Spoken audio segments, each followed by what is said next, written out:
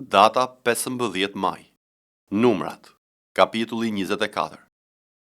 Kur Balami u bindë se në sytë e Zotit ishte një gjë e mirë të bekoje Izraelin, nuk përdori si herët e tjera magjin, por ktheu fytyrën nga shkretë e tjera. Dhe me sytë e ngritur, Balami pa Izraelin që kishte fushuar sipas fiseve dhe fryma e Perëndis e mbuloi atë. Atëherë shqiptoi orakullin e tij dhe tha: Kështu thot Balami, biri i Beorit, kështu thot njeriu sytet e cilit janë hapur, kështu thot ai që dëgjon fjalët e Perëndis, ai që kundron vizionin e të plot fuqishmit, ai që rrëzohet, por syqel. Sa të bukura janë çadrat e tua, o Jakob, banesat e tua, o Izrael. Ato shtrihen si lugina, si kopshte gjatë një lumi, si aloe që Zoti ka mbjell, si kedra pran ujrave. Do të derdh ujë nga kovat e tij, pasardhësit e tij do të banojnë pran ujrave të shumta. Mbreti i tij do të ngrihet më lart se Agagu dhe mbretëria e tij do të lartësohet.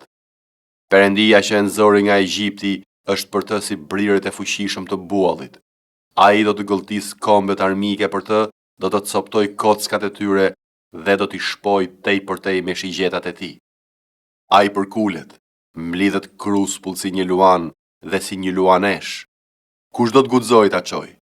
Qofti bekuar ai që të bekon dhe qofti mallkuar ai që të mallkon. Atëherë zemrimi i Balakut u ndez kundër Balamit. Kështu ai rrahu duart dhe Balaku i tha Balamit: Unë të thirra për të mallkuar armiqtë e mi kurse ti bekove 3 herë me radhë. Tani ik në shtëpinë tënde. Kisha thënë se do të mbushja me nderime, por ja, Zoti nuk ka lejuar ti marrësh. Balami ju përgjigj kështu Balakut: A nuk u kisha folur lajmëtarëve që më kishe dërguar duke thënë, edhe sikur Balaku të më jepte shtëpinë e tij plot me argjend dhe me ar, nuk mund të shkel urdhrat e Zotit për të bërë të mirë ose të keq me nismën time, por duhet të them atë që Zoti do të thotë. Dhe ja, tani do të kthehem te populli im. Eja, unë do të njoftoj atë që ky popull do t'i bëj popullit tënd në ditët e fundit. Atëherë ai shqiptoi orakullin e tij dhe tha: Kështu thot Balami, biri i Beorit, kështu thot njeriu sytet e cilit janë hapur, kështu thot ai që dëgjon fjalët e Zotit, që një shkencën e të lartit, që sot dit vizionin e të plot fuqishmit, ai që bie, por syqel. E shoh, por jo tani. E sodis, por jo afër. Një yll do të dal nga Jakobi dhe një skeptër do të ngrihet nga Izraeli, i cili do ta shtyp Moabin fund e krye dhe do të rrëzojë tër bitë e shethit. Edomi do të bëhet pronë e tij, po ashtu edhe Seiri, armiku i tij, do të bëhet pronë e tij. Izraeli do të kryejë trimërira. Nga Jakobi do të dalë një sundues që do të shfaros ata qytetarë që kanë bjetuar.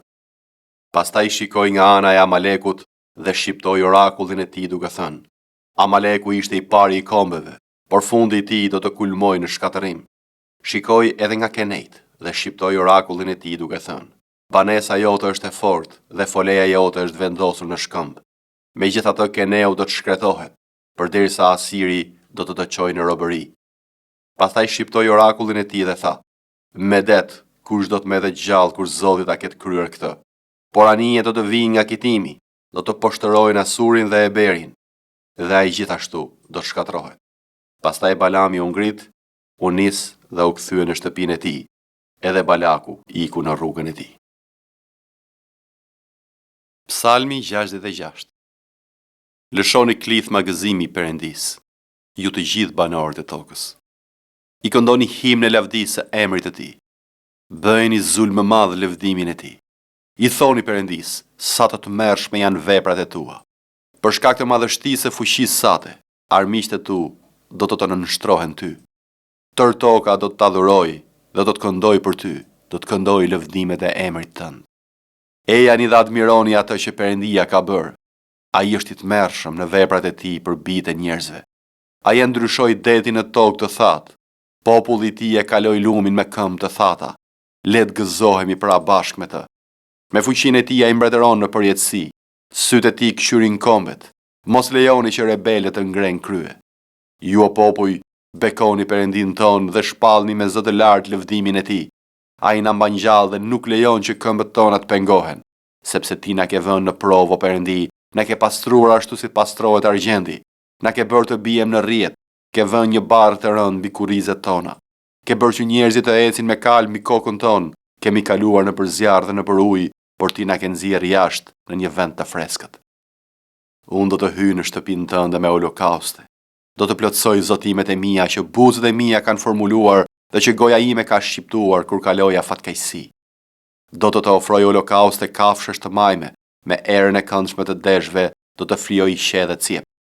Ejani dhe dëgjoni ju të gjithë që i trembeni Perëndis, dhe unë do t'ju tregoj ato që ai bëri për shpirtin tim.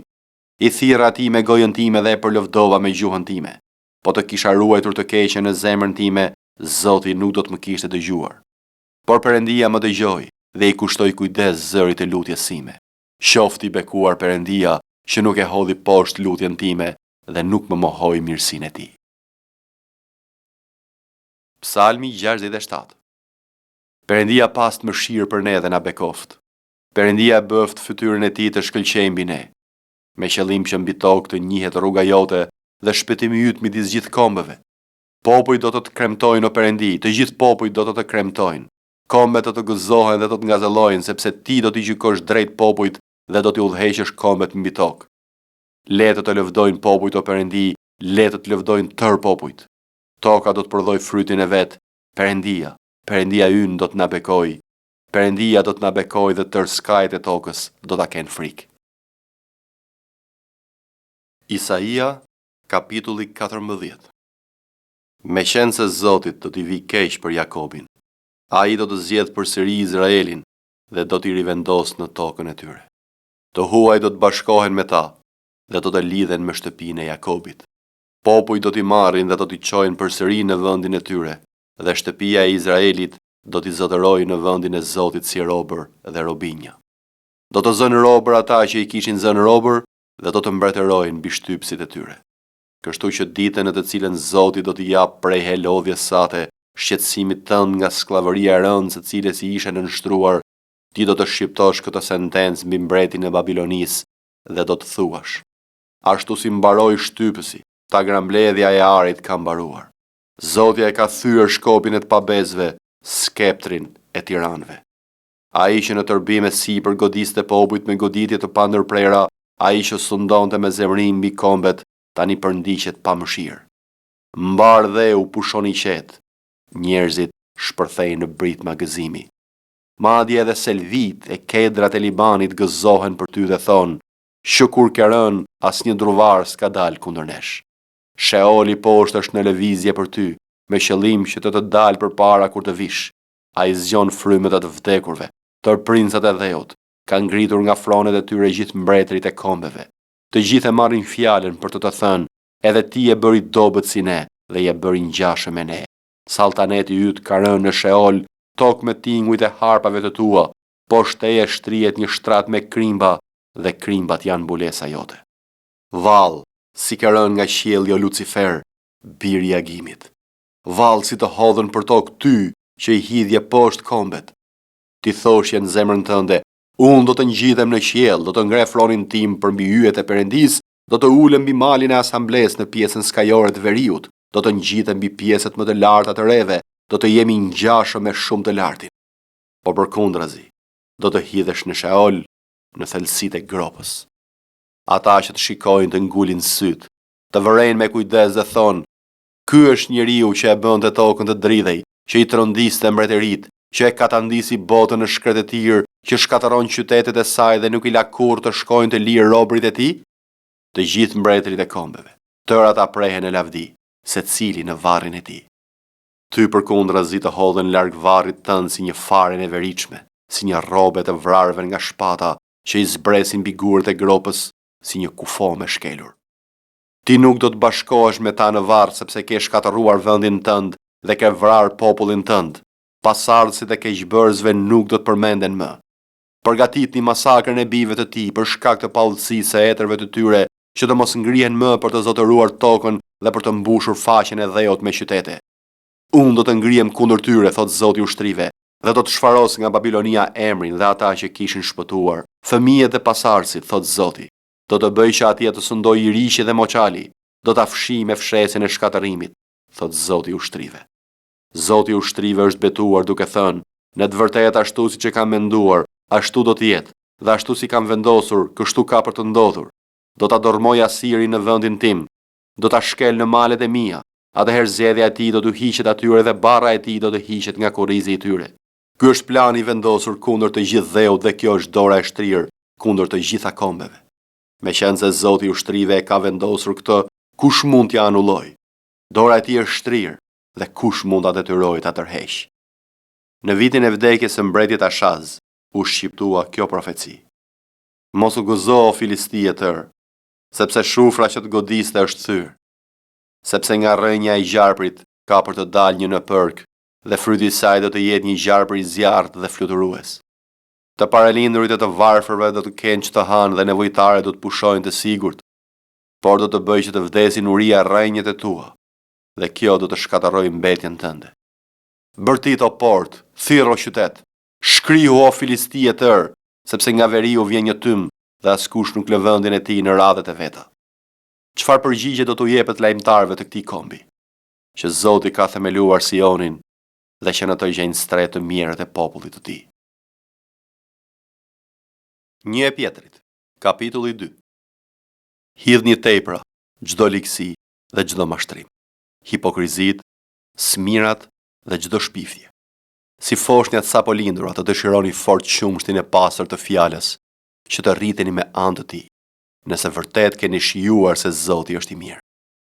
Duke ju ofruar atij gurit të gjallë, i hedhur te nga njerëzit, por i zgjedhur, i çmuar përpara Perëndis, edhe ju, si gur të gjallë, ndërtoheni për të qenë një shtëpi frymërore, një priftëri e shenjtë për të ofruar flijime frymërore që i pëlqejnë Perëndis me anë të Jezu Krishtit.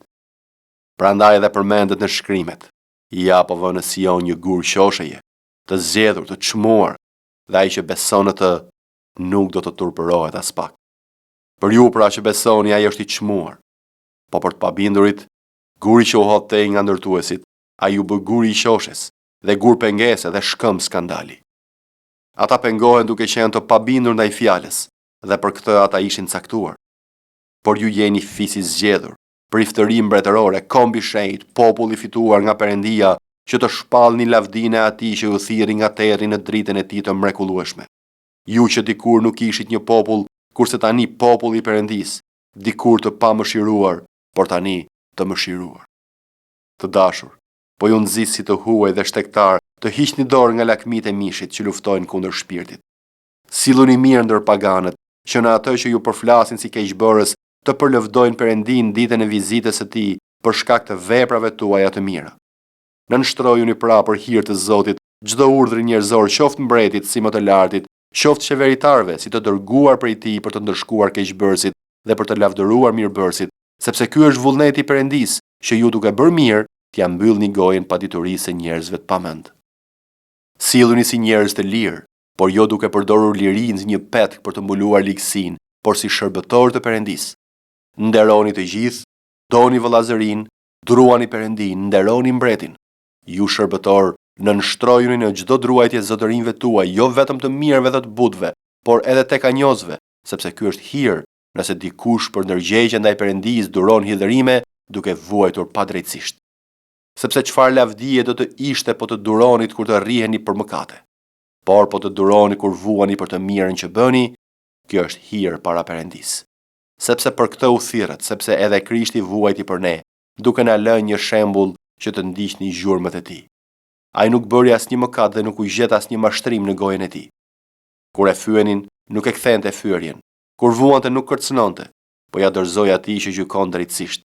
Ai veti barti mëkatet tona në trupin e tij mbi drurin e kryqit që ne, të vdekur për mëkate, të rrojmë për drejtësi, dhe me vurratat e tij ju shëruat, sepse ju ishit si dele e ndacake, por tani ju u kthyet te bariu dhe ruajtësi i shpirtrave tuaj.